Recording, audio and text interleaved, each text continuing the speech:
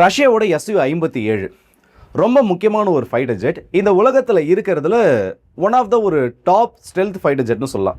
இருக்கிறது கம்மியான எண்ணிக்கையில் தான். அதில் ஒன் ஆஃப் த ஒரு டாப் ஃபைட்டர் ஜெட்ஸாக இது இப்போதைக்கு பார்க்கப்பட்டு இருக்கு. உக்ரைனோட பேட்டிலில் இந்த Su-57 பயன்படுத்தப்படுறது சில நாட்களாக செய்தியாக வந்துட்டு இருந்துச்சு. ஆனால் அஃபிஷியலாக எந்த விதமான அப்டேட்ஸும் இது வரைக்கும் பெருசாக வந்ததில்லை. ஆனால் முதல் முறையாக ரஷ்யா ஒரு செய்தியை வெளியிட்டு அதை அஃபிஷியலாக அக்னாலேஜ் பண்ணது மட்டும் இல்லாமல் எந்த விதத்தில் இந்த சம்பவம் நடந்திருக்குன்றத ரொம்ப அளவு பெரிய ஒரு ப்ரீஃபிங்காக கொடுத்துருக்காங்க. என்னடா எதையுமே சொல்லாமல் சம்பவம் நடந்திருக்குன்னு சொல்கிற, ரஷ்யா பெரிய அளவில் இதை ப்ரீஃப் பண்ணியிருக்காங்கன்னு சொல்கிற, Su-57 ஏதோ பண்ணிருச்சுன்னு சொல்கிற, என்ன ஏதோ உக்ரைனுக்குள்ளே பெரிய ஒரு ஸ்ட்ரைக் நடந்துருச்சுன்னா அதை நான் இன்ட்ரோடக்ஷனில் சொல்ல மாட்டேன். வீடியோக்குள்ளே வாங்க, என்ன சம்பவன்றதை ரொம்ப தெளிவாக பேசலாம். ஸோ வாங்க வீடியோக்குள்ளே போயிடலாம். நான் உங்கள் அக்கே தாம்புக்ஷழகும் டிபி ட்ரெண்டிங்ஸ்.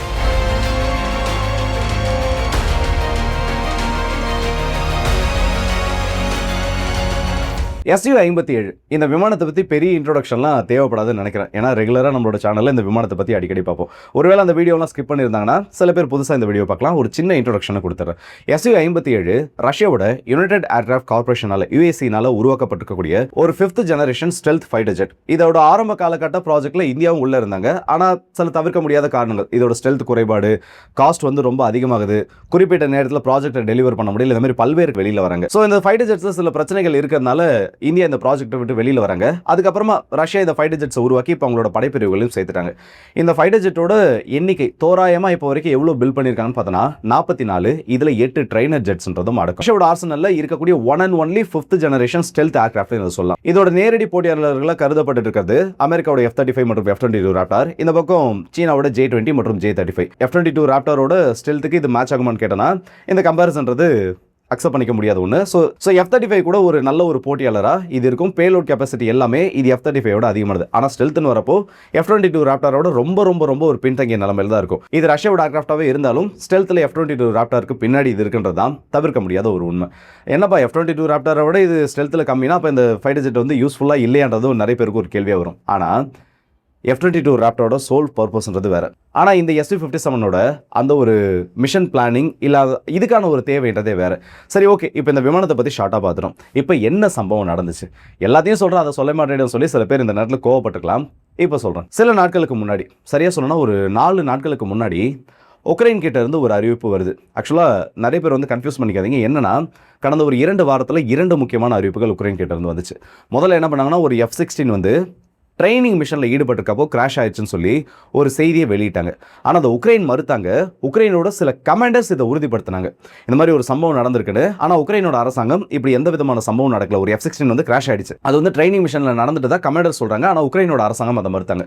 அப்புறம் சில நாட்கள் கழிச்சு என்ன நடக்குதுன்னா, ரொம்ப பெரிய ஒரு ஏரியல் அசால்ட் உக்ரைன் மேலே ரஷ்யானால பண்ணப்படுது. அதுதான் இப்போ ரீசெண்டாக நடந்த ஒரு இன்சிடென்ட். மீண்டும் ஒரு F-16 கிராஷ் ஆகுது. இந்த தடவை உக்ரைன் அதை அக்னாலேஜ் பண்ணுறாங்க. ஏன்னா நம்மளால இதுக்கப்புறம் இதை மறக்க முடியாது தெரிஞ்சிருச்சு, அக்னாலேஜும் பண்ணிடுறாங்க. ஆனால் அக்னாலேஜ் பண்ணுறப்ப என்ன சொல்கிறாங்கன்னா, அன்அவாய்டபிள் டெக்னிக்கல் சர்க்கம்ஸ்டன்ஸ், தவிர்க்க முடியாத சில தொழில்நுட்ப கோளாறுகள்னால இந்த ஒரு விமானம் கிராஷ் ஆயிடுச்சு.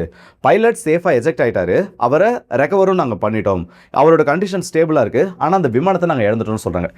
ரஷ்யா சார்பில் இருந்து அப்போ இதுக்கு பெருசாக எந்த ஒரு அப்டேட்டும் கொடுக்கல. ஆனால் இப்போ என்ன அப்டேட் கொடுத்துருக்காங்கன்னா, அந்த விமானம் நார்மலாக கிராஷ் ஆகலை. ரஷ்யாவோட ஸ்டெல்த் ஃபைட்டர் ஜெட்டாக இருக்கக்கூடிய Su-57 அவங்களோட படைகளில் புதிதாக சேர்க்கப்பட்டிருக்கக்கூடிய ஒரு ஏவுகணை RVV-SDன்னு சொல்லுவாங்க. அந்த ஏவுகணையை பயன்படுத்தி இந்த விமானத்தை சுட்டு வீழ்த்தினதா முதல் முறையாக அஃபிஷியல் அக்னாலஜ்மெண்ட்ன்றதை அந்த நிறுவனமே கொடுத்துருக்காங்க. அந்த சம்பவம் எப்படி நடந்தது, என்ன ஏவுகணை பயன்படுத்தப்பட்டதை இப்போ பார்ப்போம். சம்பவம் நடந்தால் சொல்லப்படக்கூடிய அன்று பெரிய ஒரு ஏரியல் பேட்டில். ரஷ்யா பல க்ரூஸ் மிசைல்ஸை, பாலிஸ்டிக் மிசைல்ஸை உக்ரைனோட கேபிட்டலை நோக்கி ஃபயர் பண்ணியிருக்காங்க. ஜாப்ரோசியா பகுதிகளுக்கு பக்கத்தில் இருக்கக்கூடிய நெப்ரோபெட்ரோஸ் மாகாணத்தின் மீதும் மிகப்பெரிய ஏரியல் ஸ்ட்ரைக் நடந்திருக்கு. அந்த பகுதியில் அந்த வான் பாதுகாப்பை டிஃபெண்ட் பண்ணுறதுக்காக உக்ரைன் அவங்களோட F-16 பயன்படுத்தியிருக்காங்க. இப்படி F-16 பயன்படுத்துகிறப்போ இந்த விமானத்தோட வருகைக்காகவே ரஷ்யாவோட Su-57 இந்த இடத்துல ஆக்சுவல் ரஷ்யா உக்ரைன் பார்டரில் ரஷ்யன் கண்ட்ரோல்டு பொசிஷனுக்குள்ள ஊடுருவி இருக்கு. இப்படி ஊடுருவினதுக்கு அப்புறமா அவங்களோட படைகளில் புதுசாக சேர்க்கப்பட்டிருக்கக்கூடிய RVV-SDM இது ஒரு பியாண்ட் விஷுவல் ரேஞ்ச் BVR கேட்டகரியில் வரக்கூடிய ஒரு air to air missile stealth fighter jet Su-57 internal weapons பேக்குள்ளேயே ஃபிட் ஆகிற மாதிரி உருவாகி இருக்கக்கூடிய ஒரு ஏவுகணை. அதை பயன்படுத்தி நாங்கள் நியூட்ரலைஸ் பண்ணிட்டோன்னு அஃபிஷியல் அனௌன்ஸ்மெண்ட்ன்றதை கொடுக்குறாங்க. ஏன்னா முதல் முறையே இந்த ஏவுகணையினால ஒரு ஏர் டு ஏர் கில் நடந்திருக்கு. இதற்கு முன்னாடி நடந்த சம்பவம், அதாவது உக்ரைன் மறுத்து அதிகாரிகள் உறுதிப்படுத்தி அந்த ஒரு விமானம் இழப்பும், ஸ்வீடனால கொடுக்கப்பட்ட ஒரு முக்கியமான ஏவெக்ஸ் விமானத்தை இதே Su-57 எக்ஸ்டர்னலி மவுண்டட் R-37 மூலமா ஒரு ஏர் டு ஏர் மிசைல் மூலமா சுட்டு வீழ்த்திருந்தாங்க. அதோட ரேஞ்ச்ன்றது இதை விட ரொம்ப அதிகம். ஆனால் இந்த RVV ஏவுகணையோட ரேஞ்ச்ன்றது ஒரு 140 இருந்து 180 கிலோமீட்டர்கள் வரைக்கும் இருக்கலாம்னு சொல்றாங்க. முதல் முறையா இப்பதான் இந்த ஏவுகணையும் பயன்படுத்தப்பட்டிருக்கு. ஸோ இந்த ஏவுகணை லான்ச் பண்ணதுக்கு அப்புறமா அடுத்த சில நிமிஷங்கள்ல ஜாப்ரோசிஷா ஃப்ரண்ட் லைன்ல இருந்து ஒரு 80 கிலோமீட்டர் தொலைவில் இந்த விமானம் கிராஷ் ஆயிடுச்சு. அந்த விமானத்தை இந்த ஏவுகணை தாக்குனதுக்கு அப்புறமா அந்த பைலட் எஜெக்ட் ஆயிட்டாரு. ஆனால் அந்த ஏர்கிராஃப்ட் கம்ப்ளீட் லாஸா உக்ரைனுக்கு போயிடுச்சுன்றதை ரஷ்யா இப்போ உறுதிப்படுத்திருக்காங்க. ஆனால் முதல் முறையாக தான் இப்போ இந்த ஏவுகணை பயன்படுத்தப்படுதுன்னு சொல்றாங்க. அதுவும் இதுக்கு முன்னாடி இந்த அளவுக்கு பெரிய ஒரு அக்னாலேஜ் பண்ணதில்லை, இந்த அளவுக்கு ஒரு பிரீஃபையும் இவங்க பண்ணதில்லை. ஒரு சம்பவம் நடக்குதுன்னா ரஷ்யாவோட மினிஸ்ட்ரி ஆஃப் டிஃபென்ஸ் சின்ன ஒரு நோட்டாக கொடுத்துட்டு போயிடுவாங்க. ஆனால் இப்போ இப்படி காட்டுறாங்கன்னா அதற்கான தேவை எங்கே இருந்து வந்துச்சு? ஒருவேளை இந்த ஏர்கிராஃப்டை ப்ரமோட் பண்ண பார்க்குறாங்களா, இல்லை வேற ஏதோ டெக்னிக்கல் அப்கிரேட்ஸ் உள்ள நடந்திருக்கான்னு பார்த்தோன்னா மிகப்பெரிய அளவு டெக்னிக்கல் அப்கிரேட் இப்போது ரீசெண்டாக ரஷ்யாவோட படைகள் விகேஎஸ்ல சேர்க்கப்பட்டிருக்கக்கூடிய அந்த Su-57 பேட்ச்ல ஒரு மாற்றமாக பண்ணப்பட்டிருக்கு.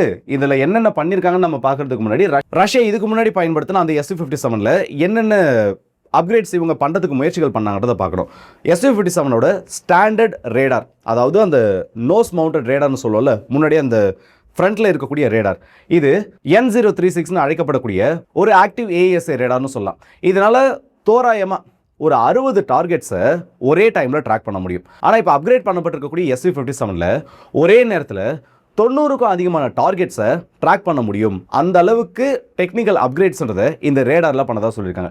அதே மாதிரி இதுக்கு முன்னாடி பார்த்தோன்னா சைட் லுக்கிங் ரேடார், பக்கவாட்டில் இருக்கக்கூடிய 2 சின்ன சின்ன ரேடார்ஸ், எக்ஸ்பேண்ட் அலைவரிசையில் செயல்படக்கூடிய N036 B101 404 மாடல்ஸோடு இருக்கக்கூடியது. இது பக்கவாட்டில் வரக்கூடிய ரேடார்ஸ், இதையும் இப்போ அப்கிரேட் பண்ணதாக சொல்லியிருக்காங்க. இதற்கு அடுத்தபடியாக முக்கியமான ஒரு அப்கிரேட் என்னன்னா, அதோட இறக்கைகளில் வரக்கூடிய எல் பேண்ட் அரேஸ், N036 இன்னொரு வேரியண்டாக இருக்கக்கூடிய 101 எல் பேண்ட் அலைவரிசையில் செயல்படக்கூடிய அந்த பக்கவாட்டில் அதோட இறக்கைகளில் பொருத்தப்பட்டிருக்கக்கூடிய ஒரு ரேடார். இதையும் அடுத்த கட்டத்தை அப்கிரேட் பண்ணதுனால இந்த விமானத்தை சுற்றி நடக்கக்கூடிய நிகழ்வுகள் மற்றும் இதில் IRST சென்சாரும் இருக்கு. இதெல்லாம் சேர்த்து பக்கவான ஒரு சிச்சுவேஷனல் அவேர்னஸை இந்த ஒரு விமானத்துக்கு கொடுத்ததாகவும் சொல்லியிருக்காங்க. ஸோ இந்த மாதிரி அப்கிரேடட் விமானங்களை உள்ள சேர்க்கிறப்போ முதல் முறையாக இந்த ஏவுகணைகள் சோதனை முயற்சியாக இந்த ஒரு விமானத்துக்கு எதிராக வீசப்பட்டிருக்கிறது வாய்ப்புகள் இருக்கிறதாவும் சொல்லப்படுது. இவங்க சோதனை முயற்சின்றதை சொல்லலை, ஆனால் முதல் முறையே இந்த ஏவுகணை ஃபயர் பண்ணப்பட்டிருக்கு, அதுவும் அப்கிரேடட் விமானங்கள்ல இருந்து இது பண்ணப்பட்டிருக்கின்றப்போ இதற்கான வாய்ப்புகளும் இந்த இடத்துல அதிகமாக இருக்கு. அண்ட் இதை விட ஒரு முக்கியமான அப்கிரேட் என்ன பண்ணிருக்காங்கன்னா, இதுக்கு முன்னாடி பார்த்தோன்னா இந்த L402 ஹிமாலயாஸ் ஜாமரை பயன்படுத்திருந்தாங்க, எலக்ட்ரானிக் வார்ஃபேர் சூட்காக பயன்படுத்திருந்தாங்க. அது மட்டும் இல்லாமல் 101 KS ஏட்டோல் சூட்டையும் பயன்படுத்தியிருந்தாங்க. இது கம்ப்ளீட்டா இந்த IRST சென்சார் இது எல்லாத்தையுமே ஒன்னா சேர்த்து ஒரு ப்ராப்பரான ஒரு சிச்சுவேஷன் அவேர்னஸ்ன்றதை கொடுக்கும். எந்த திசையில இருந்து மிசைல் வருது, அது ஒரு ஸ்டெல்த் மிசைலா இருந்துச்சுன்னா அதோட ஃப்ரிக்ஷன், அதோட உராய்த்தன்மையை பயன்படுத்தி அதை எப்படி கண்டுபிடிக்கிறது, இது எல்லாத்தையுமே அப்கிரேட் பண்ணதா சொல்லியிருக்காங்க. அண்ட் ரஷ்யா இதுல இன்னொரு பெரிய கேம் பிளான் என்ன பண்ணிருக்காங்கன்னா, இதெல்லாம் நாங்க பண்ணிருக்கோம்னு சொல்லியிருக்காங்களே தவிர எக்ஸாக்டா என்ன பண்ணிருக்காங்கன்னு சொல்ல. ஸோ அவங்க சொல்றதை நம்ம முழுசாவும் நம்பிட முடியாது. நாங்க டெக்னாலஜிக்கலி அப்கிரேட் பண்ணிருக்கோம்னு சொல்றாங்க, ஆனா இது வரைக்கும் என்ன பண்ணிருக்காங்கன்றதையும் ப்ராப்பரா உங்களுக்கு வெளியில டீடைல்ஸா கொடுக்கல. ஸோ அப்கிரேடட் விமானங்கள் உள்ள வரப்போ அதோட செயல்திறன் அதிகமாக காமிக்கிறதுன்றதுக்காக இந்த ஒரு நிகழ்வை அவங்க பயன்படுத்திருக்கிறதுக்கான சான்ஸ் இருக்கு. எண்ட் ஆஃப் த டே பார்த்தோன்னா அவங்க எதற்காக பண்ணாங்க, இல்லை எப்படி இதை பண்ணாங்க, இது எல்லாத்தையும் தாண்டி ஒரு குறிப்பிட்ட ஒரு டைம் ஃப்ரேம்குள்ள 2 விமானங்களை உக்ரைன் இழந்திருக்காங்க. அதுவும் இந்த F-16 ஃப்ளீட்ன்றது ரொம்ப ரொம்ப மினிமல். அவங்க கிட்ட பார்த்தோன்னா ரொம்ப கம்மியா, ரொம்ப மினிமலா விரல் விட்டு எண்ணக்கூடிய அளவில் தான் அந்த ஃபைட்டர் ஜெட்ஸ் ஆனது இருந்துட்டு இருக்கு. அதை இந்த அளவுக்கு கம்மியான டைம் ஃப்ரேம்ல எடுக்கிறாங்கன்றப்போ அது உக்ரைனுக்கு இன்னும் பெரிய சிக்கலை தான் கொடுக்கும்.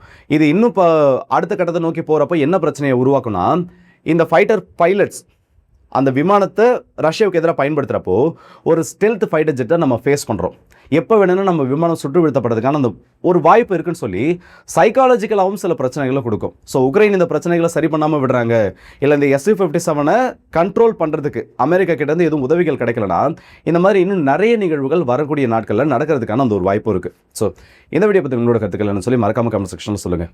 முதல் சம்பவம் உக்ரைன் ஒரு ஃபைட்டர் ஜெட்டை இழந்துட்டு அப்படி ஒரு நிகழ்வே நடக்கலன்னு சொல்லிட்டாங்க. இரண்டாவது அப்படி ஒரு சம்பவம் நடந்ததுக்கு அப்புறமா இல்லை இது அன்னோன் டெக்னிக்கல் காசஸ்னால ஒரு தொழில்நுட்ப கோளாறுனால நடந்துச்சுன்னு அதை ஈஸியாக மறைக்க முயற்சி பண்ணாங்க. ஆனால் ரஷ்யா இப்படி சில ஸ்டேட்மெண்ட்ஸை கொடுக்குறப்போ உண்மையிலே அப்படி நடந்திருக்கிறதுக்கான அந்த வாய்ப்புகள் இருக்கானும் யோசிக்க வச்சிருக்கு. இதை பற்றி உங்களோட கருத்துக்கள் என்ன சொல்லி மறக்காம கமெண்ட் செக்ஷனில் சொல்லுங்கள்.